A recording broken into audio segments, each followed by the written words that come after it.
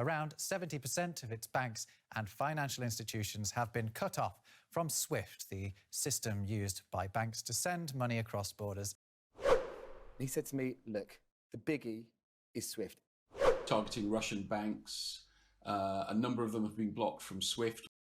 What if Russia and China decide to go it alone? Can they survive without SWIFT? Are removed from SWIFT. And the EU has excluded 7 Russian banks from SWIFT in the latest round of...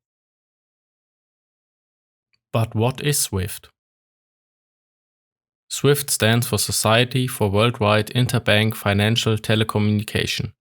The organization was founded in 1973 by 249 banks from 15 different countries and has its head office in Belgium.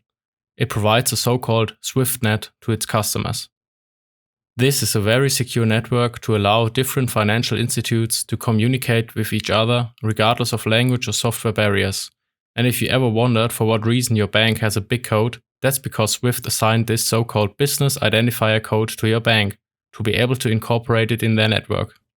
It connects over 11,000 financial institutes all over the world. Every day, millions of transactions are carried out through the network.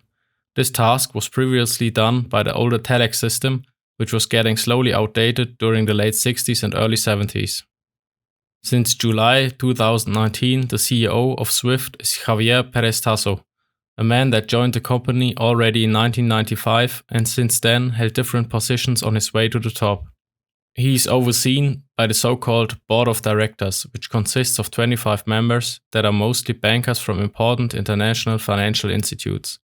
The United States, Great Britain, Germany, France and Belgium each are providing 2, and Canada, South Africa, Russia, China, Japan, Singapore, Italy, Spain, Sweden, Luxembourg, Denmark, Australia and the Netherlands 1 member of the board.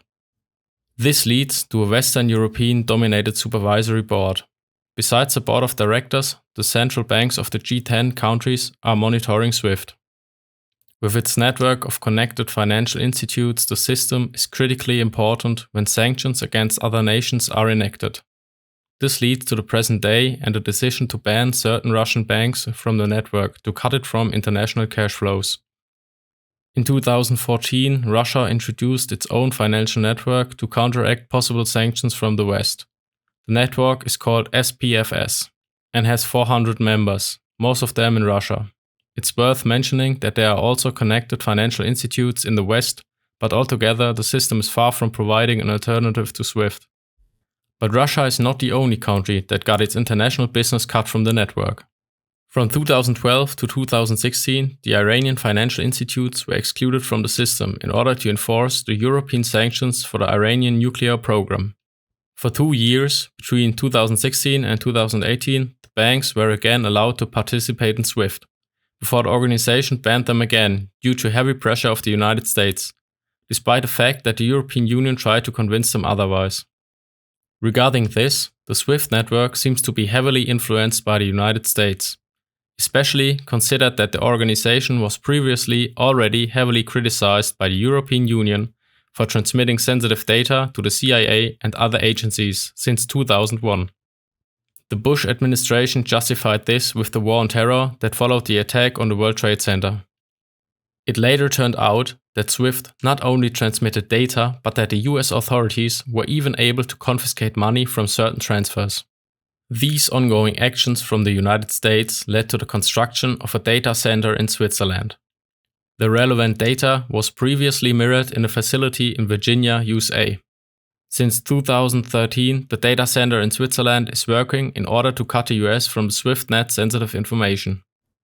But not only the conflict in Russia and the privacy dispute between the European Union and the US troubled the SWIFTnet during the last decade. The North Korean cyber warfare agency, Bureau 121, hacked the system multiple times and stole several $1 million. The biggest hack, occurring in 2016, led to the theft of more than $100 million from the Bangladesh Central Bank.